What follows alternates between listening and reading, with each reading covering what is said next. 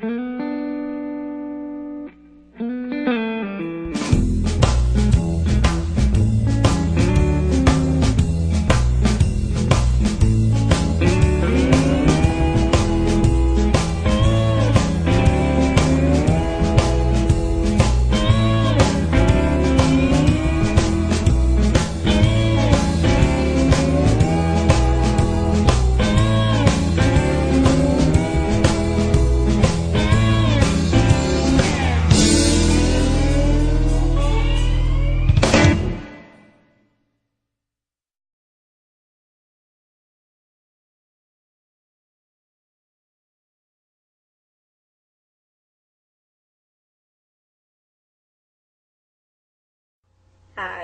so I'm off in the other room in the bedroom and I'm enjoying my piece of pizza, and as you can see, you can pick it up. It turned out beautiful. It's got a really great texture. Oops, it's behind there. The texture came out really pretty. I don't really know how to edit all my videos, so I'm going to try to think of a way, but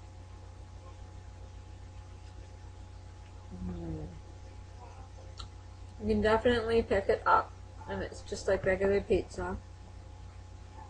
It's got the consistency of pizza,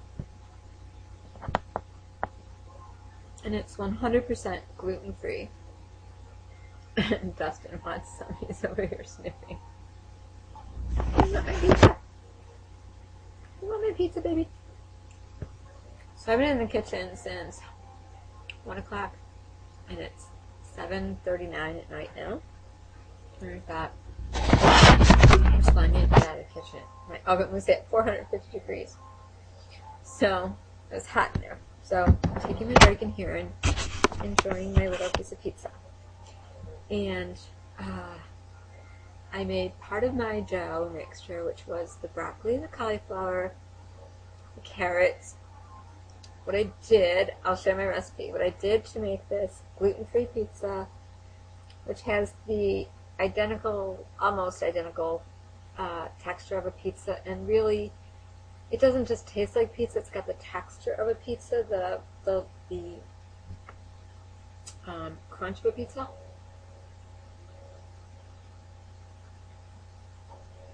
The chewiness of a bread dough is, I cut up a quarter of a broccoli head, maybe a third of a broccoli head, and I cut up a third of a cauliflower head. Washed it, chopped it down, took the stalk out of the cauliflower, excuse me, and saved it for my vegetable stock. And then, oh, I can't see it over here. Okay, well, never mind. Really good. And then I blanched my broccoli and my cauliflower in 3 inches of water that was already boiling. And I brought my broccoli and cauliflower to where it was just fork tender and to the tooth al dente. And then I immersed that into cold water, which is what you want to do with your vegetables when you blanch them, so that they stay really, the color and consistency stays good. And I immersed them in cold water, and I kept them in cold water. I kept running cold water over the broccoli and the cauliflower. My cauliflower was white and bright. My broccoli was dark green and really bright. And it was, still had the snap, you know, the bite to it, which is good.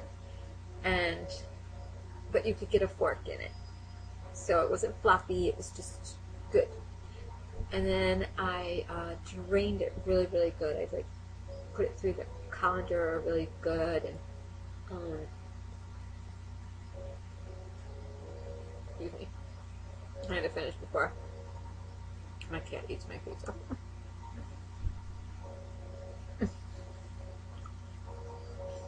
He's sniffing around me and going, he's all around my pizza. And I already gave him some, so he's had his veggies for the day. But what I did was a lot of these recipes that are flourless pizzas call for cut up your broccoli or your cauliflower or whatever you're using, zucchini, rice it, pulse it in your food processor, and then put it in the microwave for 8 minutes and cook it, and then toss it into a bowl with an egg and some cheese, and then form out your pizza crust, and just flat. I wanted to make mine with a crust, an edge. The edge will hold up if you don't eat it right away. If you try to eat it piping hot, it's not going to work. Some of the texture things I've found to do is blanch your vegetables. It takes an extra like 10 minutes. That's it.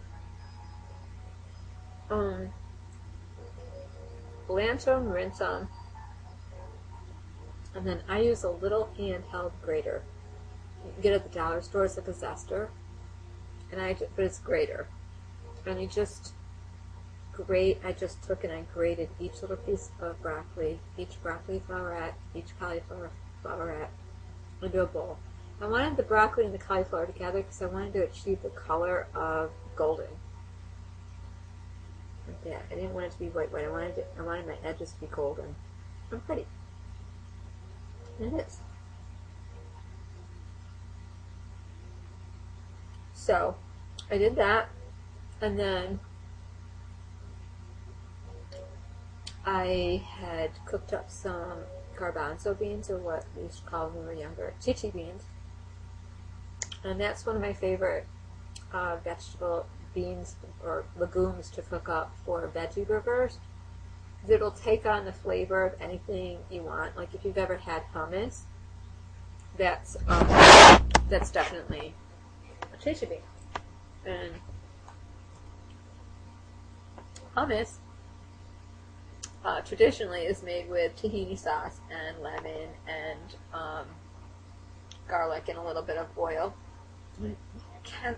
Sometimes people put pine nuts in, they pulse that in there too. You don't have to have that, but hummus is just really, really, really lovely, and you can add any flavor because of the garbanzo bean. It's like a beigeish nude colored bean that almost looks like any kind of dough already made or baked. So if I could achieve the color of the crust and the dough raw before it was baked, that's what I was looking for. So I added some carrot for sweetness.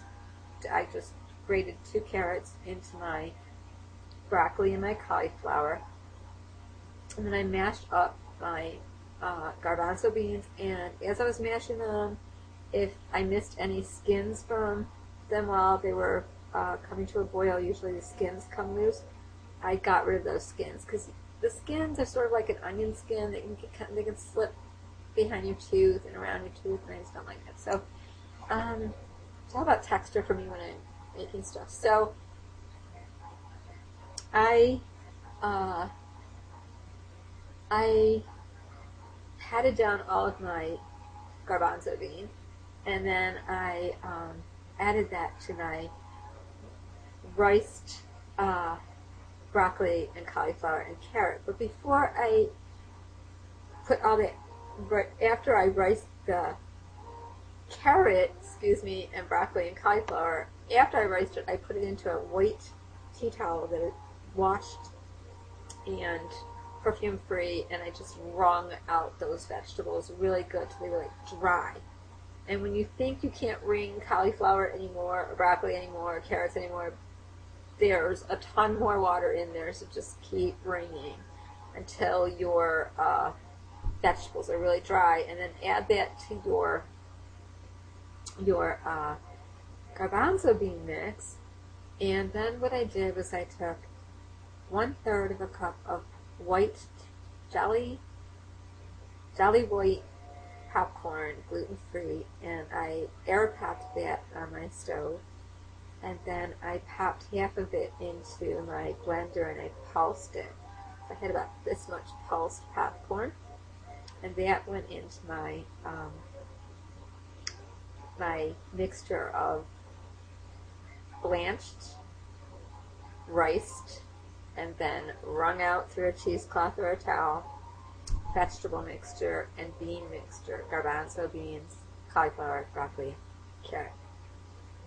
Then I added 1 egg and just 2 tablespoons of sharp cheddar cheese in my dough mixture. Mixed that all up, formed it into a circle, which was really pliable and fun to play with because it was like Play-Doh.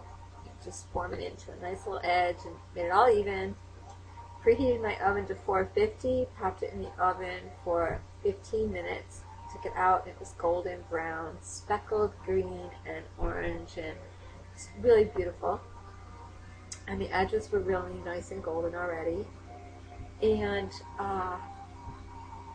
then I just put my homemade sauce on it, and some mozzarella cheese, some black olives, and a little bit of scallions, and a little bit of mushrooms.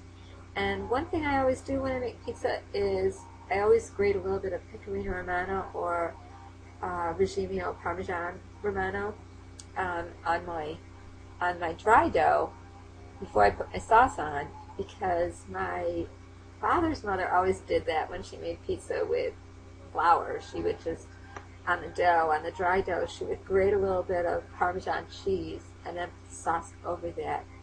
She didn't go crazy with the sauce, and she didn't go crazy with the mozzarella either. She always did a little Parmesan on the bottom, a little Parmesan on the top. And that's where you're getting your salt from. You don't need salt in your sauce. You don't need salt in your... You've already got 2 tablespoons of cheddar, and then you've got about... I think I used about 1/3 of a cup of whole milk mozzarella cheese. So it's not vegan, but it's not strict vegetarian because there are some definite dairy products in it. But it's moderate. It's low carb. It's paleo. It's vegetarian, and you're not strict with the egg and the dairy. And I'd say it's like moderate vegetarian and gluten-free totally. So I'm going to write up the recipe. It came out really, really good, and 5 hours later of playing in the kitchen, I had a nice little pizza, and I have 2 little veggie burgers for tomorrow. So I wanted to share my recipe, and I'll write down all the ingredients, and you can go have fun with it. And if you pop popcorn to make with your dough mixture, just make sure you air pop it because you don't want any extra oil in your dough. Okay, I wanted to just share a recipe. Thanks. Bye-bye.